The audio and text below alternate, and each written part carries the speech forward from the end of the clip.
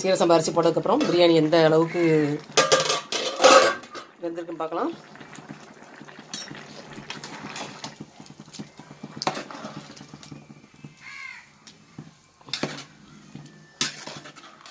இன்னும் பாதி வேக்காடு கூட வேகலை.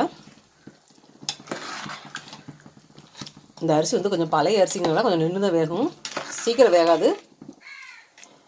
இதே பாசுமதி அரிசினா ஒரு கொதியில் வந்து நம்ம வந்து தம் போட்டுடலாம். இது வந்து கொஞ்சம் வந்து அதுக்கு போட முடியாது.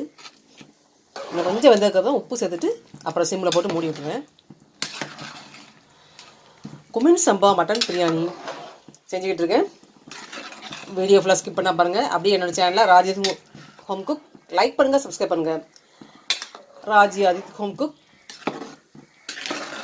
இது எப்படி செய்யணும்னு தெரிஞ்சுக்கணும்னா, சீரக சம்பா அரிசி மட்டன் பிரியாணி எப்படி செய்யணும்னா, டெஸ்கிரிப்ஷனில் இதை டீட்டெயில் ஃபுல்லாக போட்டிருக்கேன், பார்த்துக்கலாம்.